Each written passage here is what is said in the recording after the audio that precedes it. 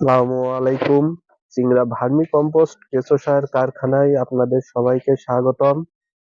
প্রিয় দর্শক, আজকে আমরা দেখাবো কিভাবে কাঁচা গোবর আমাদের কারখানায় ব্যবহার করা হয় এবং আমরা কিভাবে ভার্মি কম্পোস্ট কেঁচো সার থেকে কেঁচোটা আলাদা করে থাকি সেই বিষয়ে বিস্তারিত ভিডিও আজকে আমাদের ভিডিওতে দেখতে পাবেন এবং সবাই শেষ পর্যন্ত আমাদের সাথেই থাকবেন।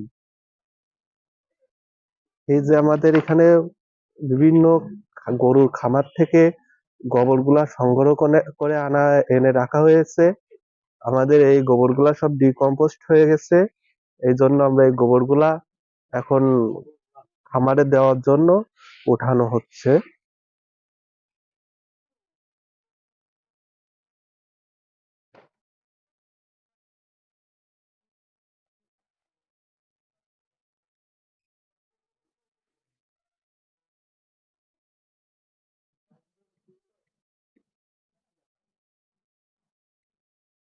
আমাদের কারখানার ভিতরে এখন গোবর ঢুকানো হচ্ছে।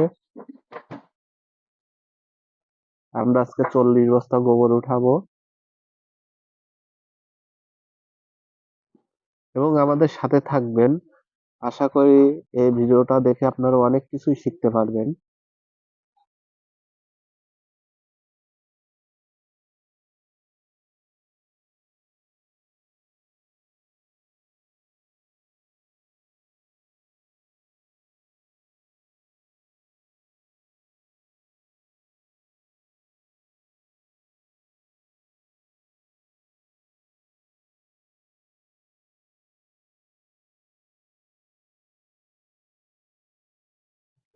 আমাদের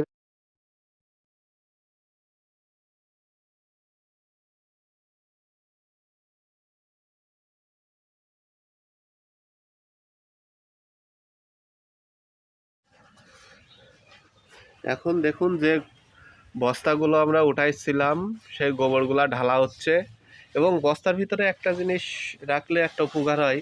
এই দেখুন, গোবরটা রস বাইর হয়ে গেলে গোবরটা একটু শক্ত হয়ে আসে। এই এখন আমাদের এই যে গোবরগুলা উঠানো হয়েছিল সেই গোবরগুলা ঢালা হচ্ছে বস্তা থেকে। এই গোবরগুলা সবগুলা গ্যাস মুক্ত, অ্যামোনিয়া গ্যাস মুক্ত, এবং অ্যামোনিয়া গ্যাস মুক্ত করে দিলে কেঁচো খাই ভালো, কেঁচো মরার সম্ভাবনা থাকে না। এবং আপনারা আরেকটা জিনিস খেয়াল করবেন, গোবরে যেন ছাই না থাকে, ছাই থাকলে কেঁচো অনেক সময় মারা যায়। এই জন্য পিওর গোবরটাই ব্যবহার করবেন সবসময় ভার্মি কম্পোস্টের জন্য। দেখুন আমাদের এই গোবরগুলা সবগুলা ছাই মুক্ত গোবর, গোবরে ছাই রাখলে কেঁচো মারা যাওয়ার সম্ভাবনা থাকবে।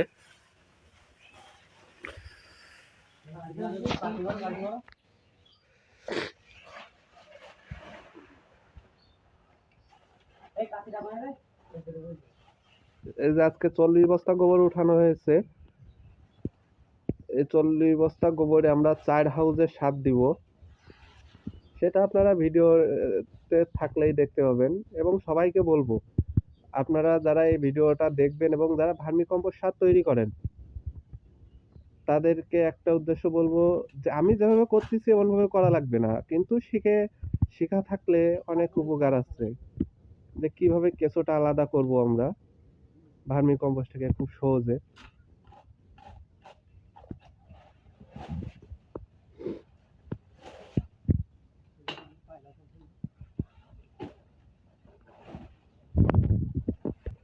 ভিডিওটা একটু বড় হবে, এই জন্য সবাইকে অনুরোধ করব ভিডিওটা দেখার জন্য। প্রিয় দর্শক, এখন আমাদের সেই যে গোবরগুলা উঠানো হয়েছে 40 বস্তা, সেই গোবরটা এখন ঢালা হচ্ছে। এবং দেখুন, এই গোবরটা বস্তায় ভরে রাখলে একটাই উপকার হয়, বস্তায় ভরে রাখলে গোবরের যে রসটা বেরোয় আসে। রসটা বেরোয় আসলে গোবরটা একটু মানে আঠালো আঠালো ভাব থাকে, মানে আর কি শুকায় না, কিন্তু বাট শুকনাই থাকে। এই যে দেখুন আমাদের সেই 40 বস্তা গোবর ঢালা হচ্ছে এবং গোবরগুলা সব গ্যাস মুক্ত, অ্যামোনিয়া গ্যাস মুক্ত। এই গোবরগুলা এখন ঢালা হবে, ঢালার পরে আশ্রা দেওয়া হবে। আশ্রা দেওয়ার পরে তক্তা দিয়ে সমান করা হবে। আমাদের সাথেই থাকবেন এবং দেখতে পাবেন, পুরো ভিডিওর সাথেই থাকবেন।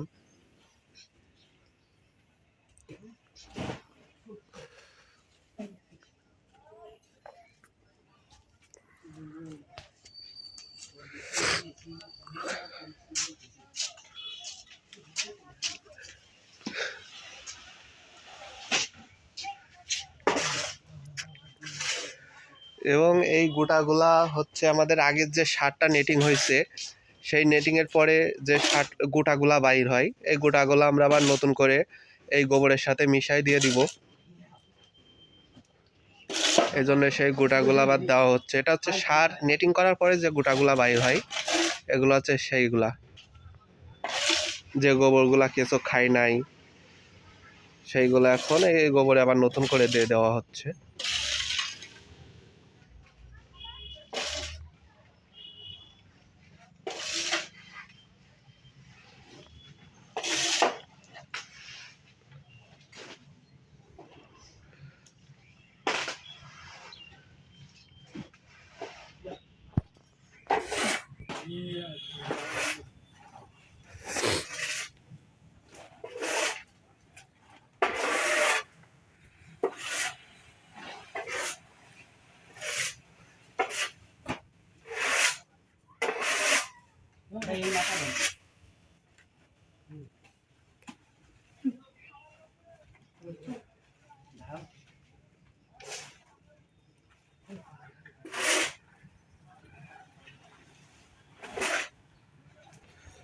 আমাদের গোবরটা ঢালা হয়ে গেছে, এখন আঁচড়া দেওয়া হচ্ছে। দেখি আমরা ওদিকে কিভাবে আঁচড়া দেয়।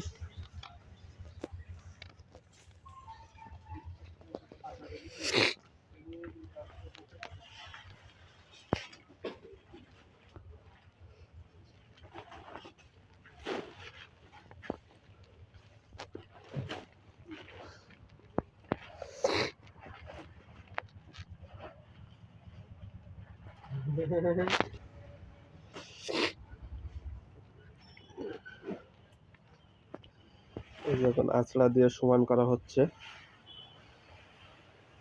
এবং এমন ভাবে আমরা একদিন রেখে দিব। একদিন রেখে দিলে উপকারটা হবে যে অ্যামোনিয়া যে গ্যাসটা যা আছে একদম 0% হয়ে যাবে, মানে কোনো গ্যাসই থাকবে না তখন। এবং আপনারা যারা গোবর ব্যবহার করেন ভার্মি কম্পোস্ট করার জন্য, তারা একটা জিনিস খেয়াল রাখবেন, গোবরে কোনো রকম ছাই বা আপনার টক্সিক জাতীয় কোনো কিছু যাতে না মেশানো থাকে। এগুলা মেশানো থাকলে কেঁচোর ক্ষতি হয়। এবং একটা জিনিস খেয়াল রাখবেন, গোবর অ্যামোনিয়া গ্যাস মুক্ত হতে হবে, 100% অ্যামোনিয়া গ্যাস মুক্ত হতে হবে গোবর।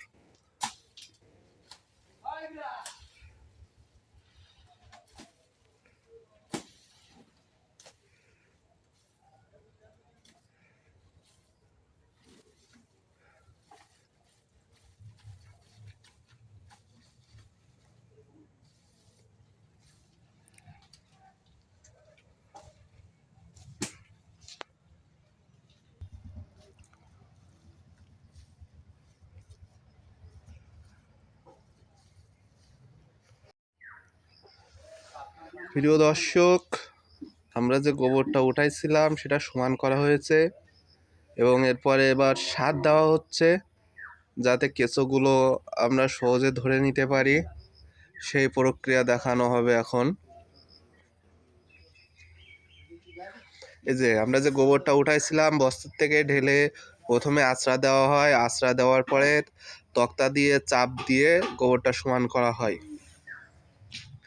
এই গোবরের পরে আমরা 5 ইঞ্চি 6 ইঞ্চি করে যে রেডি যে সারটা হয়ে গেছে, কম্পোস্ট হয়ে গেছে, ওই সারটা দেওয়া হবে কেঁচো এবং শাঁস এই গোবরের পরে, মানে এই বেডের পরে।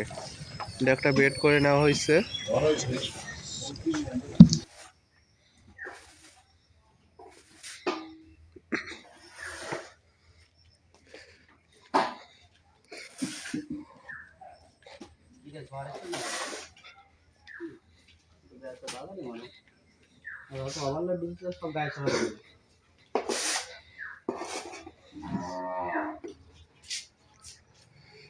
এই যে হাউজের থেকে কেঁচো এবং সার একসাথে উঠানো হচ্ছে কিন্তু।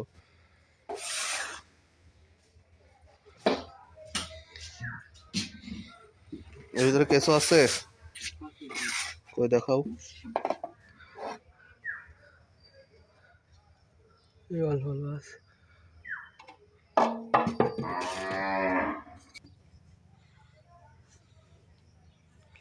বেডের করে সার বেশি ভাই, কেঁচো ছা বেশি না স্যার? যে শীতের সময় তো এখন বাচ্চা কেঁচো বেশি, এই জন্য দেখা যাচ্ছে না কেঁচোটা একটা। এই কেঁচো এবং কম্পোস্ট যে সারটা রেডি হয়ে গেছে, এই সারটা বেডের পরে দেওয়া হচ্ছে।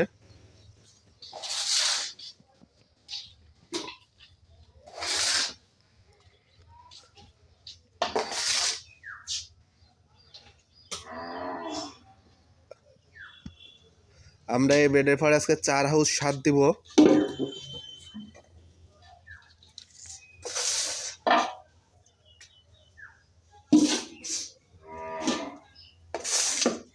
এবং এই সারটা আমরা 12 ঘন্টা বা 24 ঘন্টা পরে লাবাই নিতে পারি এই বেডের পরের থেকে, তাতে আমাদের 80% কেঁচো কাঁচা গোবরের ভিতরে ঢুকে যাবে,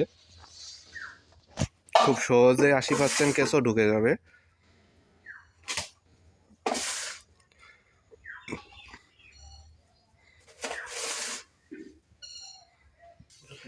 ওদের অবশেষে একটা হাউস উঠানো শেষ হয়েছে, এখন আর একটা হাউসে সার উঠানো হচ্ছে।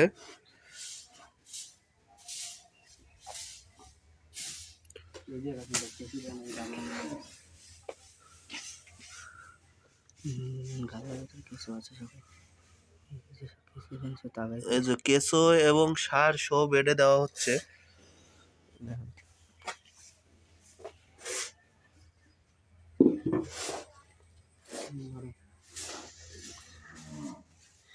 কেঁচোগুলো খুবই বাচ্চা কেঁচো, এই জন্য বোঝা যাচ্ছে না ভালো।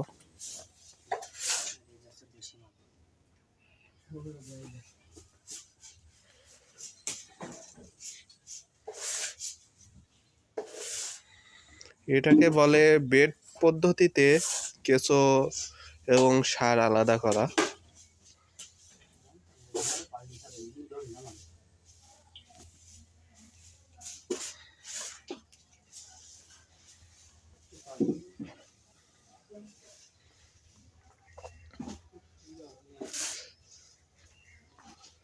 যদি কারোর এই পদ্ধতিটা ভালো লেগে থাকে তো অবশ্যই লাইক, কমেন্ট, শেয়ার করবেন, এবং যদি কারো পরামর্শ থেকে থাকে তাও আমাদের জানাতে পারেন,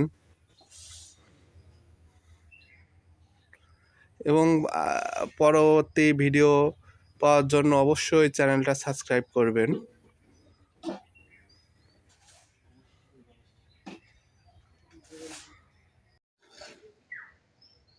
প্রিয় দর্শক, যে বেডের পরে যে বেড সিস্টেমে কেঁচো ধরে নেওয়া হয় বা বেডের পরে যে সারটা দেওয়া হয়, সেই সারটা দেখুন আমরা কীভাবে লাগাই নিই।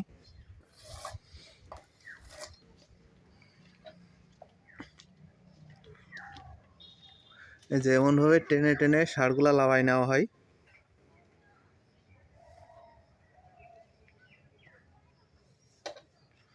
যেগুলো সব সার লাগাই নেওয়া হয়ে গেছে,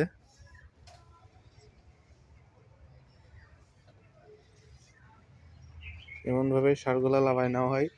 সার লাগায় এখানে রাখা হয়েছে।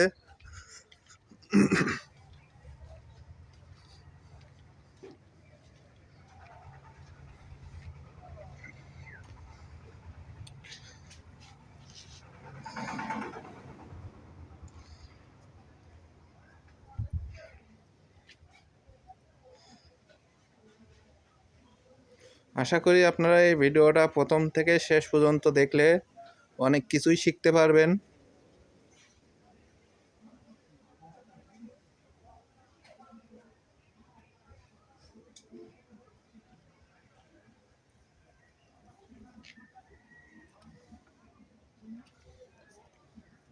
এবং আমাদের বেড সিস্টেমে কেঁচো ধরার পুরো প্রক্রিয়া বা পুরো সিস্টেমটাই এই ভিডিওর মাধ্যমেই বুঝতে পারবেন আপনারা। সবাই সাথে থাকবেন। প্রিয় দর্শক, আমাদের গোবরের পরের থেকে বা বেডের পরের থেকে সারগুলা লাবানো হয়ে গেছে। এই যে সারগুলা এখন শুকানো হবে, শুকানোর জন্য এখানেই দেওয়া হবে। আর আমরা যে বেডের উপরে যে সারটা দিছিলাম, দেখুন এই বেডের ভিতরে কিন্তু 60 আপনার 80% কেঁচো ঢুকে গেছে। আপনার কেঁচোগুলো দেখাই।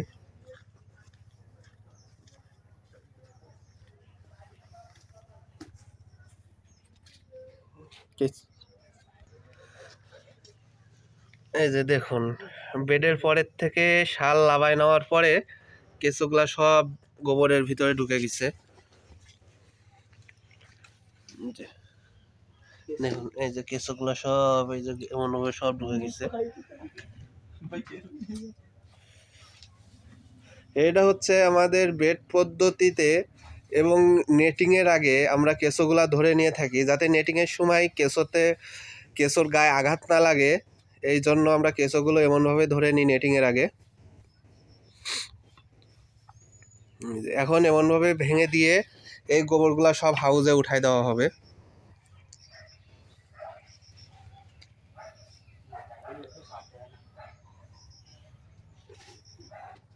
আমাদের এই গোবরটা 4 হাউজে যাবে। এখানে 45 বস্তা গোবর আছে, 45 বস্তা গোবর 4 হাউজে দেওয়া হবে।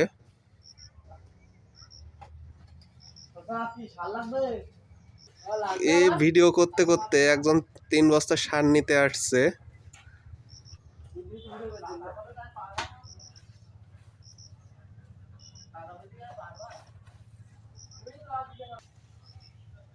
ছেলেগুলা সেই সারটা উঠাই দিতে গেছে।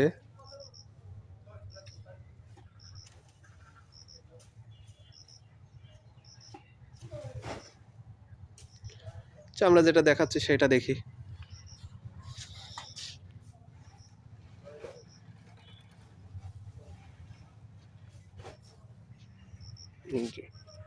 এমনভাবে আঁচড়া দিয়ে নিলে গোবরগুলা ভাঙতে সহজ হবে, আলাদা সময় নষ্ট করে আর ভাঙা লাগবে না।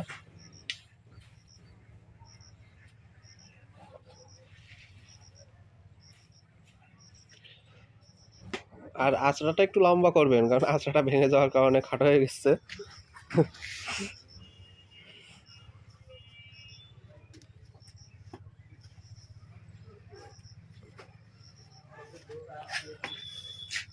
এই যে দেখুন প্রচুর কেঁচো।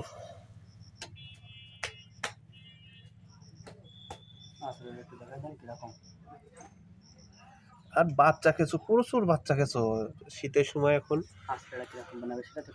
প্রচুর বাচ্চা কেঁচো। এই যে আমাদের প্রোডাকশন ম্যানেজার নাইমুল।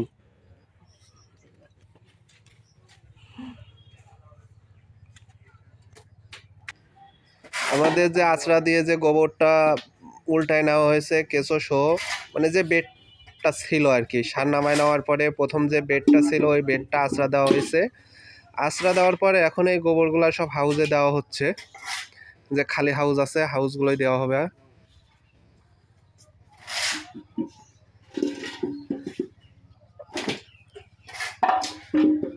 আপনারা এই ভিডিওটা দেখলে অনেক সহজভাবে বুঝতে পারবেন যে কিভাবে কেঁচো এবং সার আলাদা করা হয় নেটিংয়ের আগেই। এবং আপনাদের যদি কোনো পরামর্শ থেকে থাকে তা আমাদের দিবেন, সবাই কমেন্ট করবেন, শেয়ার করবেন। এবং এই সারগুলা দেখছেন যে বেডের উপর থেকে যে সারগুলা ছিল, এই সারগুলা এই গোবরটা উঠানোর পরে এখানেই শুকাইতে দেওয়া হবে। এই যে এমনভাবে এখানে আমরা এই ছোয়ার ভিতরে সারটা শুকাই নেব।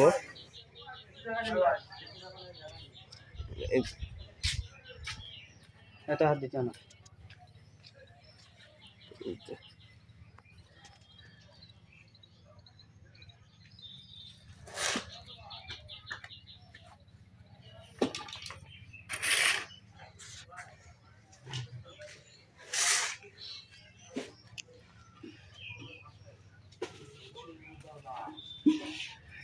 এতক্ষণ আমাদের ভিডিওটা দেখার জন্য আপনাদের সবাই ধন্যবাদ জানাচ্ছি। এবং চিংড়া ভার্মি কম্পোস্ট কেঁচো সার কারখানার পাশে থাকবেন। সবাই সুস্থতা ও দীর্ঘায়ু কামনা করছি। আসসালামু আলাইকুম।